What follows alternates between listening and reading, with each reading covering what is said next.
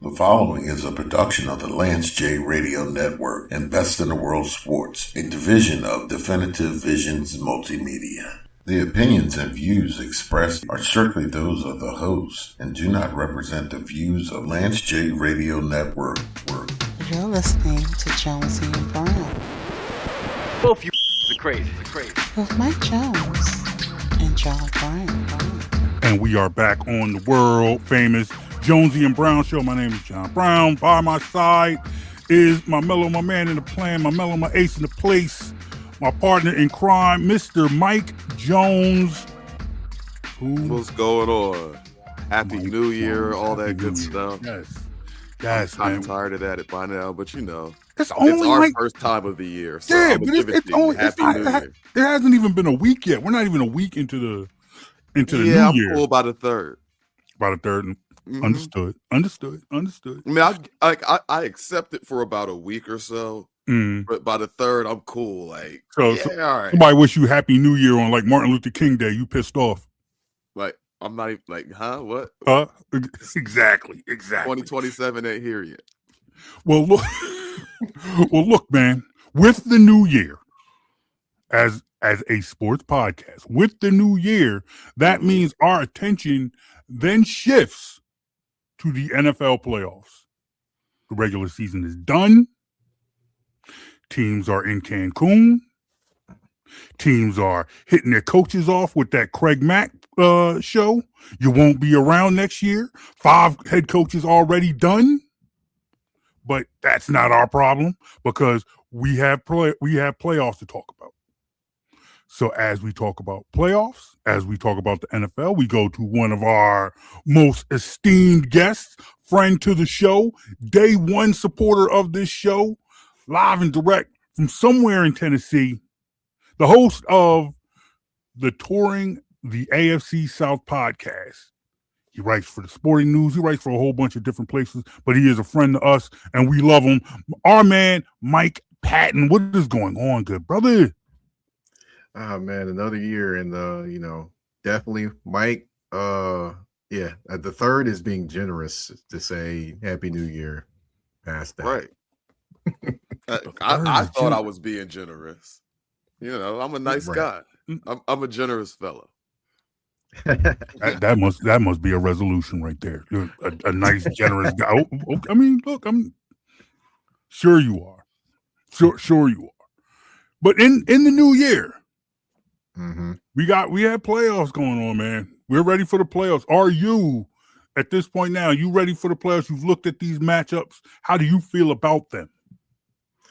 Actually, I'm ready for the playoffs, but I'm not ready because it means football is coming to an end soon. So, that part is kind of the sad part. But I'm definitely ready for these matchups. Definitely looking forward to the games within the game that happen on the football field, the adjustments at halftime. That's the one thing I always pay attention to is what adjustments teams make at halftime and what players basically play with that fire and passion of, hey, I don't want to go home yet.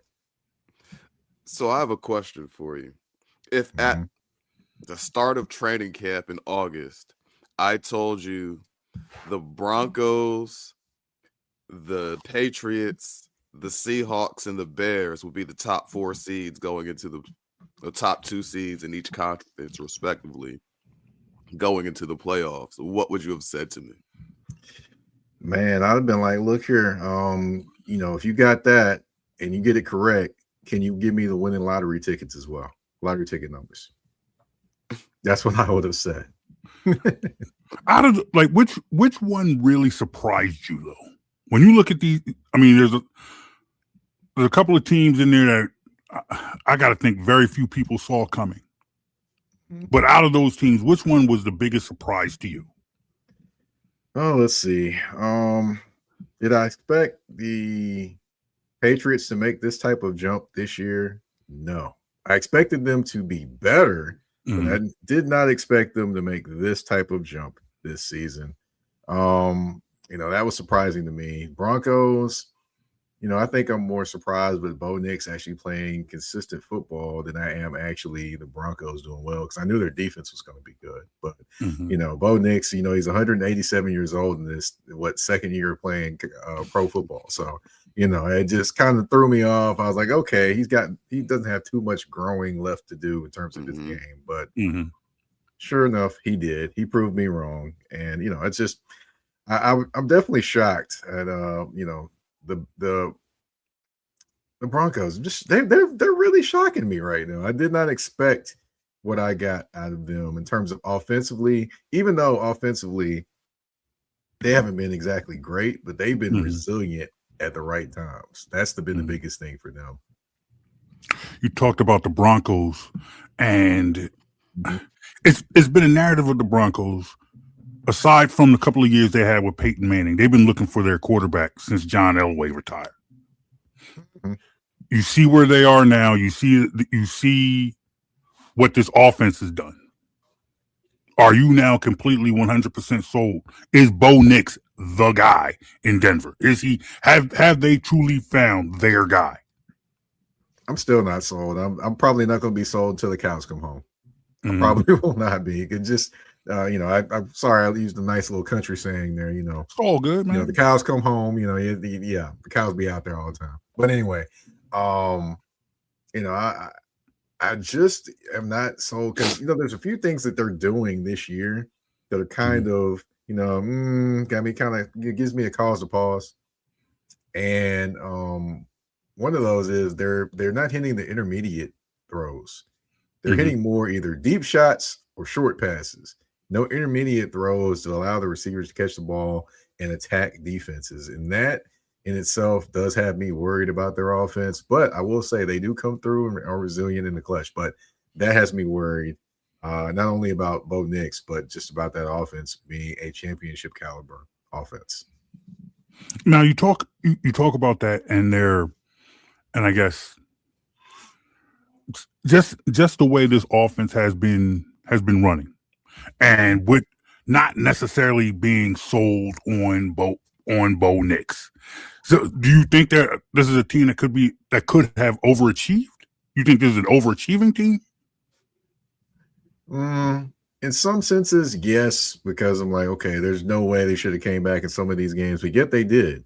In other senses, no, because that defense just will not let them be out of games. I mean, you have a front four that they basically go after the quarterback like their hair's on fire every single game. And you've got the defensive backs back there to actually, defend and go man-to-man for majority of the game.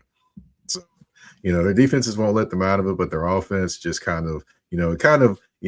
resilient, but they're kind of like, scratching your head, like, how did they really just do that? How did that really just happen? That kind of thing.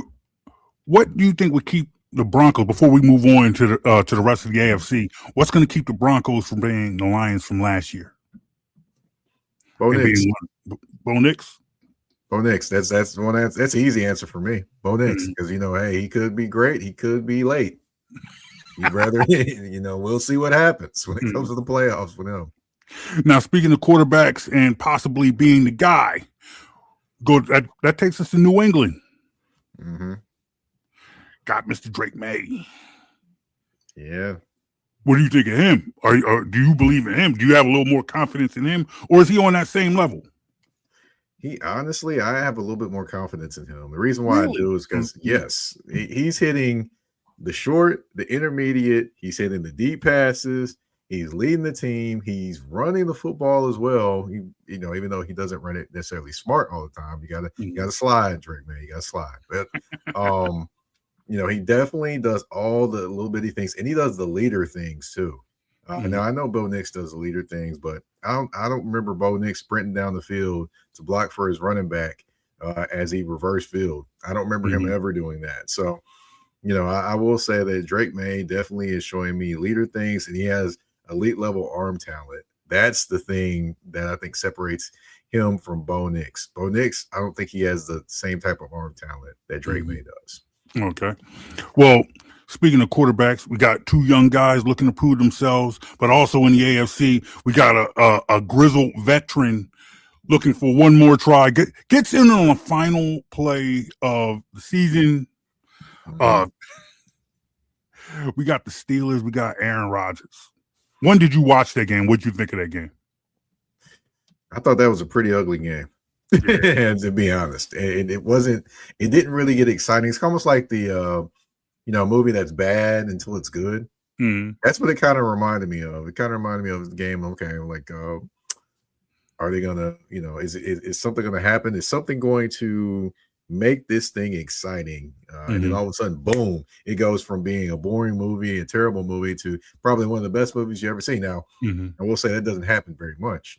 Yep. But that's kind of how I felt about the game, because the play after play being made. And I will say, for Tennessee fans, there is a tie-in to the AFC South to this game, by the way. But there's a couple of them. One of them, the guy that slipped and in Calvin Austin beat for a touchdown, Chidobe Awuzie. He was a former Tennessee Titan defensive back last year.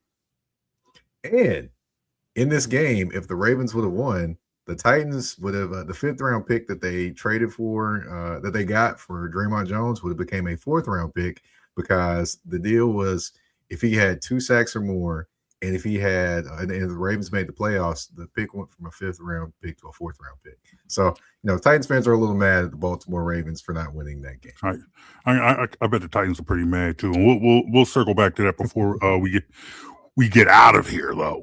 But when you were watching that game, did you think that the losing coach of that Ravens Steelers game would end up losing their job? Yes, I did. As Bomani Jones talked about on the show, it was a loser leaves town game. So, yeah, definitely. I thought there was very much a possibility that whoever lost that game was going to lose their job, and we definitely saw that happen. I was a little shocked. Mike was good, man. I was a little shocked, man.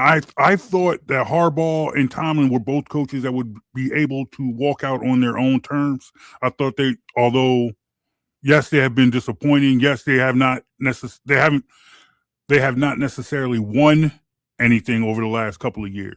I thought they won enough to earn themselves the right to right the ship. But fans can be impatient. Fans can want change. I was a little surprised by that. I thought this one had more to do with the organization than actually the fans, because you also have Lamar Jackson, who's at the end of all of his guaranteed money in his deal and is wanting a new deal. So I think some of that came into play as well. So, of course, there's rumors of, a few things going on, which, do I believe all the things that I hear and read? No, I do not, because I am not in the room. Of course, writers have a quota to make and attention to grab. So it is what it is. Not saying that the person who wrote the article is a bad journalist. He isn't. But do I think that the description maybe could have been reaching a little bit? Maybe, perhaps. But we'll never know, because we weren't in those rooms. So, definitely I will say that, it's going to be interesting just to see what they're able to do with Lamar, what they're going to do with this offense, and who they bring in as the new head coach. I mean, I know one guy that I think they may be looking at, perhaps, or could potentially get that call, and that would be the defensive coordinator for the San Francisco 49ers right now. It'd be Robert Saleh. Really? Okay, that's interesting. Yeah. So you don't think they would lean towards the offensive side of the ball to find someone to get Lamar to the next level? And the other thing with Lamar is not just the out of the guaranteed money. That cap hit this year is $75 million. They have to do something with that contract one way or another. You can't just let it sit at that number with no guarantees. That's bad for everybody. That's right. You're absolutely correct. And as far as offensively, I'll say this. The thing I find always very, very funny is when you look at teams that need an offensive coordinator or they want an offensive-minded head coach, they always sometimes they go with defensive-minded head coaches and the offense gets better. I mean, case in point, the Seahawks offense looked better. I mean, they hired a smart guy to run the offense, of course, obviously, and of course, I'm not saying it looked better down the stretch because we know Sam Darnold can be Sam Darnold as well, but it just to me, I think you hire the best coach available, whether it's offense or defense, and then you figure everything else out as you go along. That's just my thinking. I'm more in the coaching realm. I'm more the best available coach out there, and we figure everything else out. Now in the player realm, it's a whole different aspect for me there. But definitely in this one, I would say Salah definitely didn't get the greatest of chances with the New York Jets, and we kind of know one of those reasons why. We're going to see him playing in the playoffs. But I definitely think he's a leader of men, and he's a guy that brings a lot of energy. And I think that's the type of energy that Baltimore really, really needs. Back to the playoff teams, though. Back to the playoff teams. You talked about the Broncos coming out of nowhere, but you had the Chargers winning. You still coming back. You got the Chargers. You got the Harbaugh, who was able to keep his job this year. You got Justin Herbert on the other side of the ball. You got him playing quarterback. What are their chances? You see them coming out this week? Honestly, I think they have a pretty good chance to beat New England. Do I go ahead and outright pick them to beat New England? No, but that New England is for all intents and purposes, they are a young team in the playoffs. In terms of, your Drake Mays, your Pop Douglases, your Keyshawn Bouttes, and players of that ilk. And then defensively, you got Christian Gonzalez. That's a pretty young guy out there playing defense. Christian Barmore, a lot of other players as well. So to me, the Chargers, even though they have not had success in the playoffs, I totally understand that. And although, of course, Justin Herbert has not had great success in the playoffs, they still can be a thorn in your side. You do have to still beat them. They're not just going to all of a sudden beat themselves for the entire game. Now, some parts of the game they might beat themselves, but not all parts of the game. So that's where I'm like, okay, they do have a chance, although it's going to be tough because the Chargers' offensive line is decimated. I mean, me and you, JB, could go out there and play offensive line for them right now and probably do pretty well, just better than some of the guys they got out there now. Don't speak for me, man. I had a terrible hangnail this morning, and plus, look, man, this ain't no energy drink, man. I gotta. I'm not playing. Man. I don't care how bad their offensive line is, man. It is.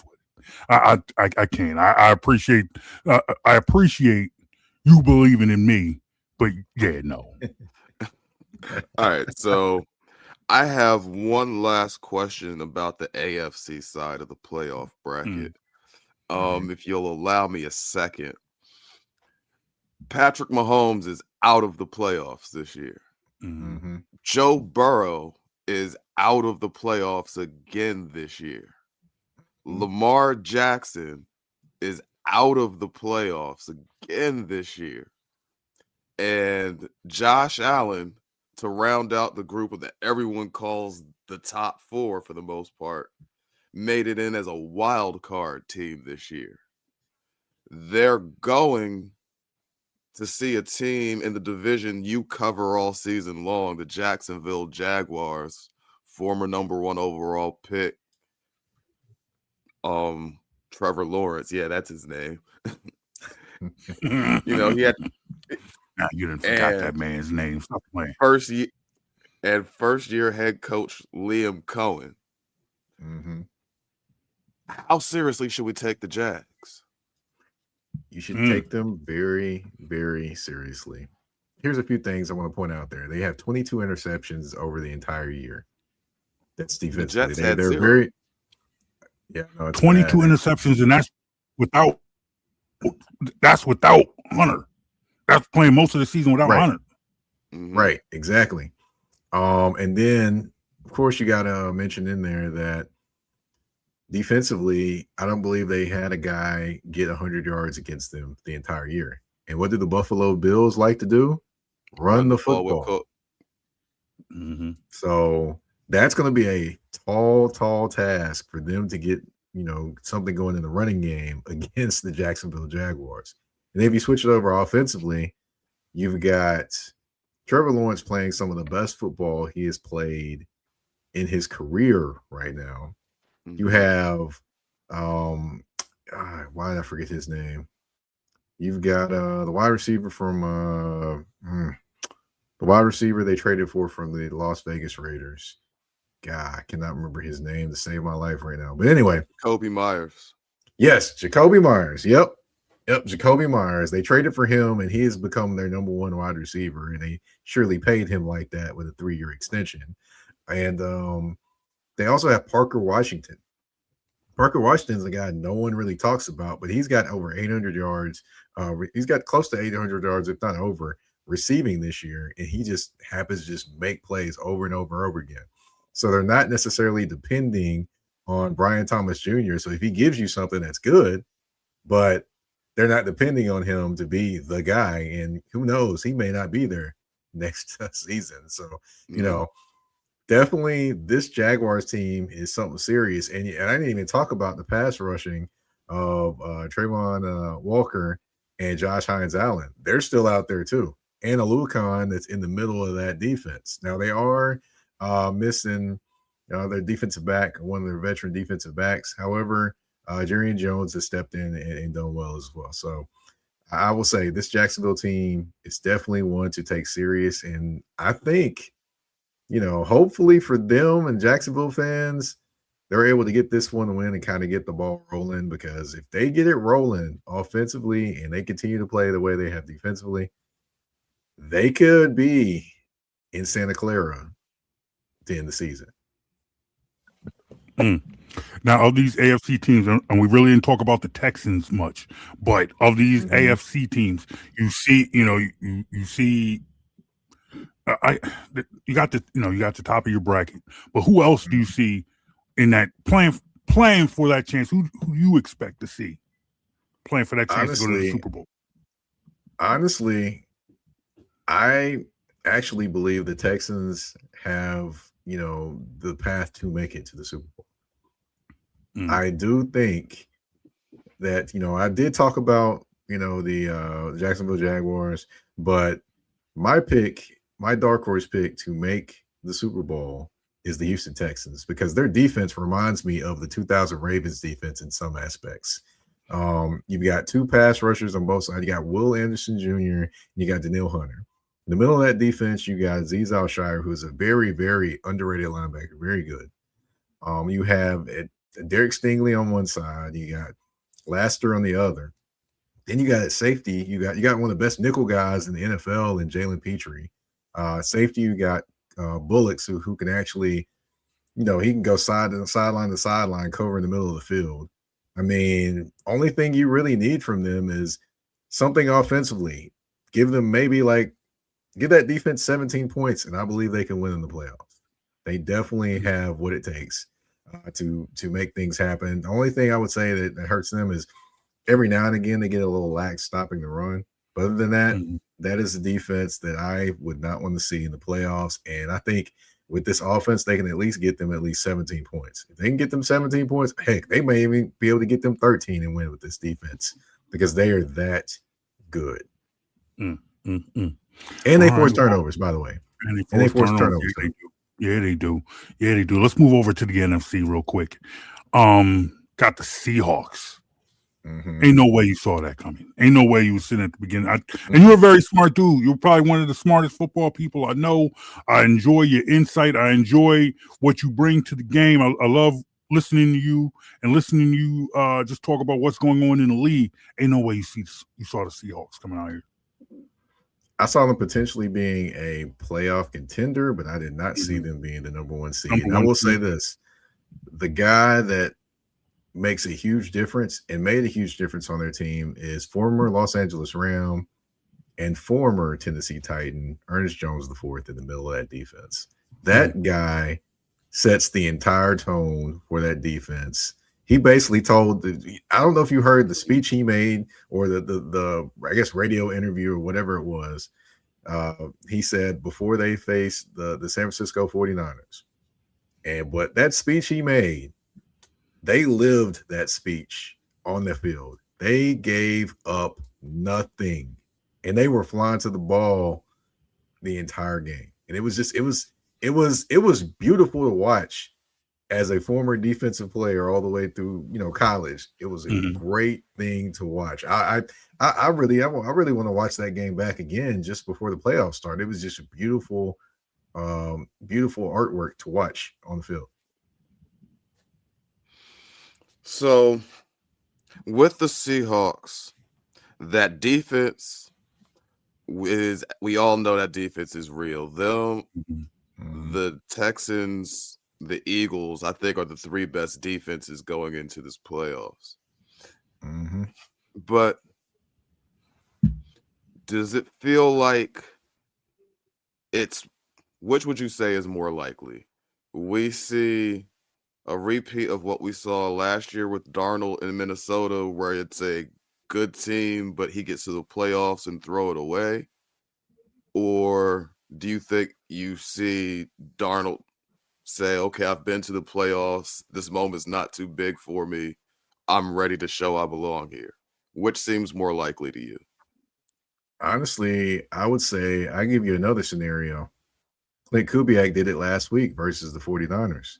When it came to crunch time and clutch time, they took the ball a little bit out of Darnold's hands. They actually gave him safe throws or handed it to the running back. For example, I remember the Kenneth Walker IV. I think he called a screen pass, or it was a draw or something of that nature. It was 3rd and 17, and he takes it for 19 yards and gets a first down. That tells me right there they are going to go the safe way the entire way. If they have to and they know he doesn't have it, they will gladly go with the safe way because they are not going to lose the game because of Sam Darnold. So that's why I'll pick the alternative. I'll go with number 3. They're going to basically take the air out of the ball and out of his hands. And to their credit, a running game that has been mainly kind of iffy is starting to pick up steam going into the playoffs, which is something that I know a lot of people don't want to see because that puts you in the mind frame of the old Seahawk teams with the Legion of Boom and things like that.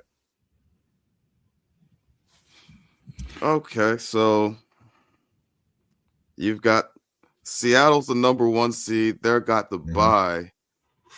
The Packers, they're going into the playoffs pretty banged up. I don't think anybody's expectations for them are too high this postseason, all things considered. The Rams, 49ers, the other 2 wild card teams, do you think either of them are capable of really making a run? Oh, yes. I think the Rams are very, very capable of making a run. You've got Devontae Adams on one side, you've got Puka Nacua on the other, and you got Matt Stafford slinging it around, throwing no-look passes to the end zone and stuff. So, yeah. And that defense gets Lake back. Cardinal Lake's son is actually the safety for the Rams. And, I believe he's coming back for the playoffs. He comes back. He solidifies the back end of that defense. And that Rams defense gets back to being even tougher than what people imagine them being. So I would say I could see the Rams making a run to the Super Bowl. You can see the Rams making a run to the Super Bowl, standing in their way this particular weekend is the Carolina Panthers, because somebody had to win that division. Nobody wanted to. Nobody wanted to, but somebody that whole division had plans to go to Cancun, but somebody had to stay back and play at least one more football game. Right. Tell me something that the Panthers have going for themselves going into this weekend, besides the fact that they're playing at home. Well, they've got 2 guys that are going for them. They got Brown that's in the middle of that defense. I mean, I saw him toss a offensive lineman for the Bucks, just throw him to the side and decide, hey, I'm going to make this play. And that guy's been playing like that all season. If the Rams are not able to get any people on him or get like a double team or something of that nature, he can make their lives very, very painful this weekend. And then offensively, Ted McMillan, I will say this. I did not expect him to be as good as he has been.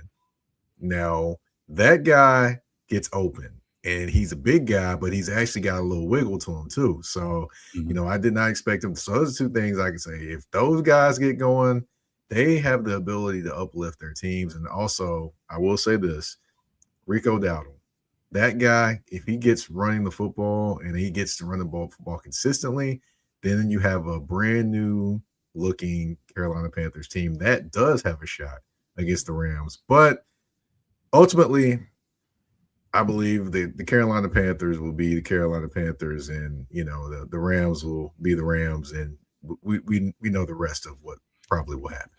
Understood. Also, we touched on Green Bay being a little beat up. They actually get the division matchup in the first round. They get to play their old friends, the Chicago Bears. Right. I will say this about this matchup. I don't think Bears fans want to see Green Bay because I am not a fan of it. I know, sometimes it just happens to be, it just happens like that. That third matchup of the season always worries me. I've never been a fan. I just don't like it. It always gives me it always makes me uneasy. Yeah, the Bears are probably the only team that didn't want to see Green Bay. Like, I don't think anybody else would have been in the NFC draw would have actually been worried about Green Bay in their current state. But you're right. The Bears, being a division opponent and the level of familiarity they have, even without Micah, the coaches would probably be able to scheme up some sort of defense for the third matchup, like the third time we've seen you. Like, you don't have many secrets left. So you're right. Now, Rashawn Gary is going to be very, very imperative for the Green Bay defense because he is their best pass rusher. McKinney also is another guy because he's going to be reading the eyes and the movements of Caleb Williams. And Caleb Williams has done well in some aspects, making the throws that no one else thinks to make. He definitely makes some difficult throws and makes them look easy, but also the routine throws, he makes them look really hard at times. I think Mr. McKinney back there for the Packers, if he's alert and paying attention, I think he can make a play in this game and definitely, if not win the game, make the Bears really, really tight going down the stretch. Now, I will also tell you this. This reminds me also, not saying that this team and the quarterback is the same, but this also reminds me of when Matt Nagy was the coach of the Chicago Bears. They went 12-4 and made the playoffs, but didn't necessarily do great in the playoffs. So I kind of get some of those vibes going into this one, but I'm not saying. I mean, that was Mitch Trubisky, wasn't Mitchell it? Trubisky. I know. Yeah. I'm definitely not saying that Caleb is Mitchell Trubisky. I'm not saying that. I'm just saying I get some of those vibes going into this game, especially going into a grudge match versus the Green Bay Packers. I mean, somewhere, somehow, I would love to see Malik Willis getting in this game. That guy's made himself a boatload of money this season. That's amazing to hear you say. Like 2 years ago when he was in Tennessee, you wouldn't think you'd be saying those words, would you? I did not. I like Malik. I've always been a guy thinking that he just wasn't presented with the right situations. In Tennessee, Mike Vrabel, Mike Vrabel's a good coach, but I don't think he was interested in trying to develop Malik Willis for the future. He was trying to win right now. Then when Brian Callahan came in, he was in a situation where, Callahan had, basically had the quarterback that he wanted to deal with in terms of trying to develop and Will Levis. We saw how that went. So, no need to dive down that lane. But, still painful, isn't it? It's still a painful memory. No, not for me. Not for me. But, it definitely was a painful memory for Titans fans, especially the first game against the Chicago Bears, by the way. Kind of tied on a bow there. But it just, it never was presented with a great situation until he got to Green Bay, which, it's going to be interesting to see if they're going to try to pay him or if he ends up on another team, which I have one team that I think should look at him, especially if their starting quarterback either doesn't heal up as well as they thought, or potentially doesn't come back. That'd be the Indianapolis Colts. That would be very interesting. All right, last but not least on the docket for this playoff opening weekend is a team we love, the team we cheer for. The Super Bowl champion Philadelphia Eagles against a team that I heard they got a couple of fans. They like it. People seem to like them from time to time. San Francisco 49ers. Now, once upon a time, maybe about 2-3 years ago, this looked like it was starting to become a rivalry. Mm-hmm. Unfortunately, Niners had a couple of injury-plagued years, and some time has passed. Now there's been personnel changes. Like, I'm not even sure. Like, 2-3 years ago, like, okay, Eagles, Niners, this is going to be a team that we're going to face every year in the playoffs. Mm-hmm. Now it's like, okay, the guys who I hated the most on the Niners are gone, and Debo ain't there no more. He's in your division now. I can still hate Debo. I just can't hate him on the Niners. There's no reason to hate Debo anymore. Well, look, there's reason to hate him. He ain't gonna do nothing to me, What was Washington's record this year? All I know is they in Cancun with the Cowboys. Exactly. They in Cancun. Debo's an afterthought at this point. Yeah. But nonetheless, like, Jonesy, do you feel like it's changed now? This isn't the 49ers team from a couple of years ago. So the thing was with the Eagles and 49ers in 2022 and 2023, and even the Eagles last year, the 49ers had some injuries in 24, weren't quite the same. But the Eagles, those two teams were it seemed like they were competing to see who was the bully of the NFC. Not the best team, the bully. They would come out, they'd hit you, they'd be out physical. Whose defensive line is the best? Who offensive line is getting the most movement? Trent Williams, Lane Johnson, two all-time great tackles all anchoring these lines. It was a battle of physicality. The Eagles' O-line this year, not quite that. There's some injury issues. The 49ers' defense this year doesn't seem to be anything close to that. Injury issues as well. And injury issues as well. So, for me, it definitely, it's Eagles and Niners, but it doesn't feel like it has any real connection to what was happening in the previous couple of years. Yeah. Oh, I agree.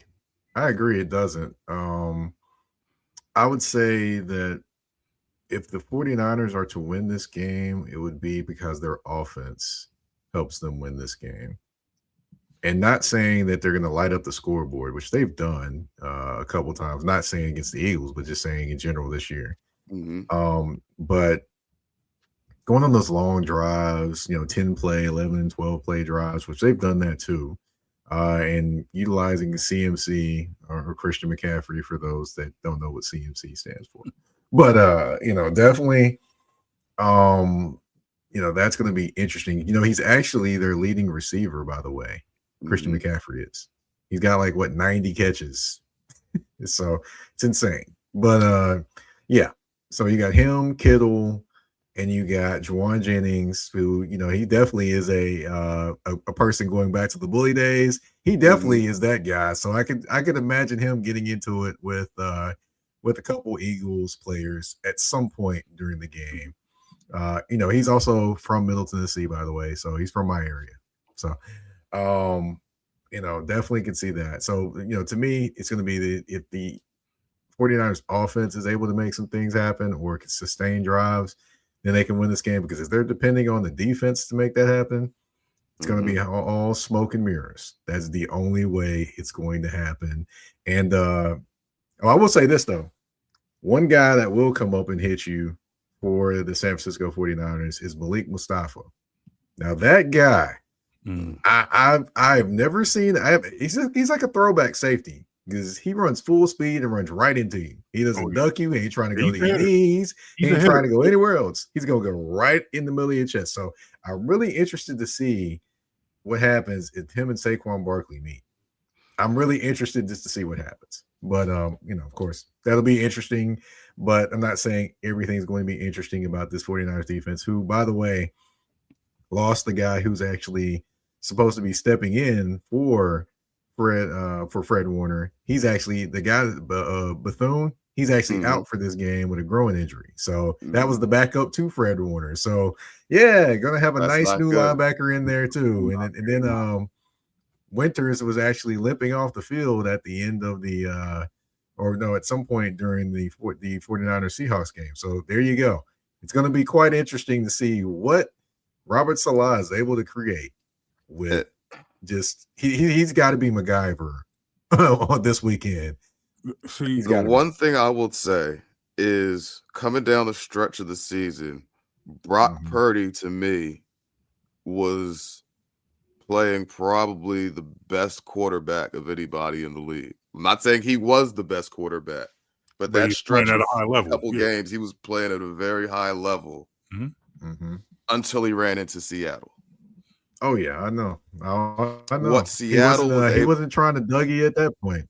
And what Seattle was able to do to that offense made me feel a lot less worried about them, knowing that Vic Fangio, the Georgia boys, plus on this Eagles defense, Quinyon Mitchell and those guys, especially because the one place where the Eagles defense is vulnerable, especially vulnerable, is at QB2.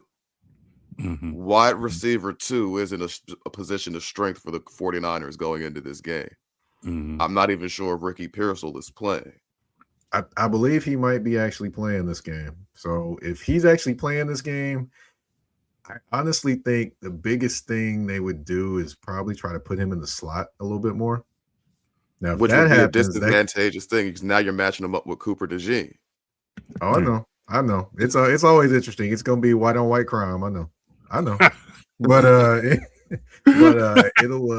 it'll be interesting just to see what happens. And hey, they might move him around a little bit, but honestly, either that or they may put him outside and then put Juwan Jennings inside because Juwan Jennings likes to body people. He doesn't like to beat people on routes. He's not a fast guy. He literally probably runs like a 4.7 at wide receiver, but he bodies people. That's what he does because he's 6'4". So that would be the only thing I would think of. Or you might get a Michael Bourne, perhaps, and but I don't know. But it'll be interesting just to see what things that Kyle Shanahan cooks up because he's always cooking up something. But the one thing he's not always cooking up is clutch plays, which he has shown that throughout his entire coaching career. Yeah, Shanahan versus Fangio is the matchup to watch. For sure. Yeah, the matchup not to watch is the other matchup, which God bless. You got all that talent for the Philadelphia Eagles offensively, and I'm sitting there like scratching my head, like, okay, can you stop running like rudimentary route combinations that I can see from the house? What's gonna happen, and I'm not even at the field.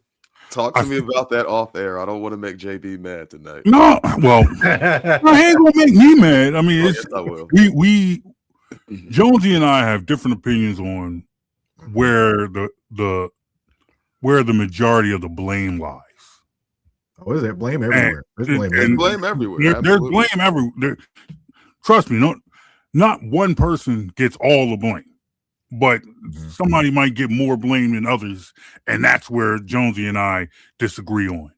However, I feel like I'm personally going into this weekend, when I look at this matchup with the 49ers, I feel like I'm not necessarily worried about the Niners beating the Eagles, but I am concerned. I am worried about the Philadelphia Eagles losing this game. And not necessarily, this offense, no matter who you want to blame or who you believe is the deserves more criticism, more blame, whatever. But the problems that we have, the problems that the Eagles have, and we all, for people who watch the Eagles every week, we know that there are problems. They could very well rear their head this Sunday, and that worries me. That concerns me. I'm not necessarily worried about the 49ers coming in and beating the Eagles, but I do believe that the Eagles could very well lose this game, and it's going to be for a reason that we all saw coming, that we all kind of figured could happen. The offense didn't play up to par. Now, I will say this. One guy that if I'm the 49ers, I'm circling, and I'm hoping he lines up outside, that would be Adoree Jackson. Mr. Adoree Jackson. Yes, I've actually watched him playing in Tennessee where he first got drafted, and he had incredible speed, and I'm like, okay, cool. This guy might actually be a good cover guy. But then I watched his technique, and I'm like, he moves like a guy that's slower in terms of he doesn't use his quickness to his advantage, his quickness and speed. And honestly, he doesn't exhibit great technique at all times. Like, lining up inside. If you're basically man to man on an island, you take away the inside because you don't want him running all the way across the field. Yeah, never let a receiver cross your face. There you go. Exactly. You talked about his technique a couple of times this season. Oh, but trust me, I've watched this technique so many times, and I've seen him over the years, and I'm like, okay, if you actually used your technique here, your speed would carry you the rest of the way. But no. He's like, okay, well, cool. I can trust my speed, and my speed's going to carry me, and it never works out. The second half of the season, as he's got more comfortable in Fangio's system, his play has improved. No, I don't think anyone would say he's been great, but when you compare him to Adoree Jackson weeks 1 through 5, you can definitely see improvement. 1 through 5, I was covering my eyes watching that. I was over here watching this like this. Between and Keely Ringo. Oh no! Don't bring that name up. I was gonna say that name. Don't bring that name up. No. Look, hey, you go get Ringo is a great gunner on cousin special teams. saying that man's name. Ringo is a great gunner on special teams. Yeah. Thank you for watching the Jonesy and Brown show. And we'll just end the show on that note. Yes. He's great. Keely Ringo is a great gunner on special teams, and that's all we need to say. Thanks, Mike. Good show. See you guys next week. No. I will say this though. He definitely cashed in on the Georgia stimulus package that went to Philadelphia. That play where Johnson scored the touchdown in the Washington. I couldn't believe what I was watching. Had to be the most Keely Ringoist play Keely Ringo has ever played in Keely Ringo's career. That will always be the Keely Ringo play. That will be when he finally decides that his career is over and he's played all the football he's going to play. That will be the play. That will be the play that Philadelphia fans remember. Hey, thank you for this, guy. We appreciate this. I had to rewind it back to watch it again. I was like, man, is he really running like he's running from a whooping? Is he really running away from him like he's running from a whooping? Is that what he's doing? He was looking for the receiver behind him. Was the receiver named Casper? I mean, who was there? I'm like, who is he running to? When that play happened, I immediately texted my good brother Mike Jones, and I said, Mike, did that play? Is that the football equivalent to Ben Simmons quitting basketball in the middle of a game by passing up an open layup? You can't compare him to Ben Simmons. No, who's fishing now, by the way. Who's fishing? Mm-hmm. By the way. It's a whole nother show. You can't. That's something else. You can't bring up 49 minutes into a show. I'm not taking. I'm not taking that bait. We'll come. We can come. You're more than welcome to come back on this show. We'll talk about that. But nonetheless, I feel like the problems with the defense are there, but I think knowing that there'll be other personnel on the field on Sunday that give me a little bit more confidence, where I'm not necessarily completely dependent on Keely Ringo making plays and guarding people without committing No, that's the other guy. Yeah, that's the other guy that did that. That didn't Ringo on that one. Bennett, yeah, I saw that one. I was like, man. No, Ringo had one. Ringo had one too. Did have one. Okay. Well, Ringo had one. Yeah, they both committed penalties in that game, but nonetheless, they're not going to be. It's not going to be an all game on Sunday. But nonetheless, I thought Bennett was doing Oklahoma drills out there. I was like, man, he's just going to wrap them up and tackling them, right? Ball's not there, but hey, we doing Oklahoma drill. It was crazy. It was crazy. But nonetheless, coming out, as we wrap up this show and this discussion, who do you see and who do you expect to see? Because we don't do predictions on this show. We have predictions banned. But what do you expect to see this weekend? I expect to see some teams that are favored to win, lose. I expect to see some teams that people are kind of down on. One team, maybe in particular, people are down on, maybe come through the win, perhaps. But, I know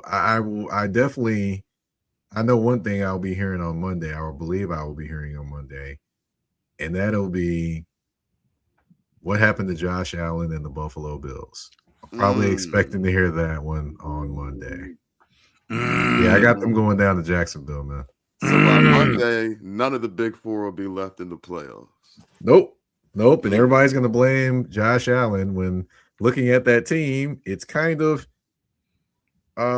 his teammates' fault. Well, I think just the dynamic of sports dialogue these days dictate that if the Bills were to lose this weekend, that Josh Allen have to take the majority of the blame.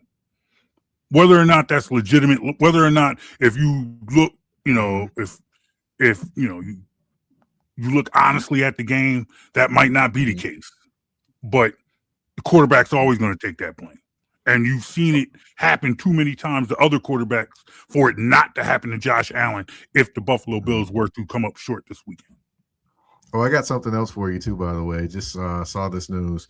The 49ers have signed a familiar face to you all in Philadelphia. That would be linebacker Kaiser White. He actually just signed with the 49ers. For what? He knows Fangio's defense. And plus, he also is the 49ers need another linebacker because, of course, Bethune got hurt. Winters is limping, so they need somebody. But this is also the same guy that played for the Tennessee Titans, but I forgot he was on the Tennessee Titans team until they actually released him. Literally, I forgot he was on the team. But I actually think this could be just as much about can get in the meeting room and tell them like these are keys to Fangio's defense that he'll be looking for as much as anything else. Mm-hmm. Yeah, it could be some scouting for sure. Could be. We'll see. We'll know when it comes to this weekend though. One way or the other. Well, definitely. Real quick before we let you go, Mike Patton, what are you working on this week, and where can people find you? Let's see. Got to do a couple game previews, of course, with the Texans taking on the Steelers, which I've got the Texans there. And then you also got to do the I got to talk about the Jacksonville Jaguars and their matchup versus the Buffalo Bills. A few other things going on in sporting news. Also going to be recording a couple episodes. One kind of, I guess, diving into the matchups, and then also talking about the Titans and the Colts and their all-season interesting things. Like I don't know if you've heard anything about Davis Ward, who's the cornerback for the Colts, but he's thinking about retiring right now. Yeah. Yeah, so I'm going to dive into that and that situation as well. And then, of course, maybe, just maybe, I might have someone that covers the Jacksonville Jaguars come on and talk to me about the Jacksonville Jaguars and the energy around that city right now. So might squeeze another show in this week. Okay. Man, always busy, always grinding. Also, I forgot to mention something also as well. You know, I don't know if y'all know, but NABJ's Black News Reviews website is no longer there. So it's no longer up. But never fear, Sports History in Black is not going anywhere. That's the segment that I actually write. Yes. I took it over to Substack. You will be getting Sports History in Black literally every day at my Substack over there. It's just look up Sports History in Black and Sports History and then in Black. Nice. Always grinding, man. Appreciate you, man. Appreciate you. All right, man. Ladies and gentlemen, that is my man Mike Patton, host of the Touring the AFC South podcast. Appreciate you, good brother. Yes, sir. Thank you for having me. All right. And hey, you let us know what you think of the show. You let us know what your thoughts, your opinions. Hit us up. BITWsports.com. Follow us on Facebook, Instagram, X at BITW Sports or at Jonesy and Brown. One word, Jonesy and Brown. Mike Jones, final thoughts. Go Birds. There you go. Next week we'll be back to talk football. Hopefully to talk another Eagles playoff game in the divisional round. If not, somebody's gonna get roasted. It's just going to be an old-fashioned roasting. All right, just know that there's going to be plenty of smoke for everybody if we're not talking about Eagles in the divisional round next week. Ladies and gentlemen, thank you for watching the Jonesy and Brown Show. My name is John Brown. That's Mike Jones. Yeah, it's me. Mike Jones. Talk to you guys later, y'all. Peace. This podcast is a production of Best in the World Sports, a division of Definitive Visions Multimedia. To subscribe, download, and follow on social media, go to BITWsports.com. You're listening to Jonesy and Brown.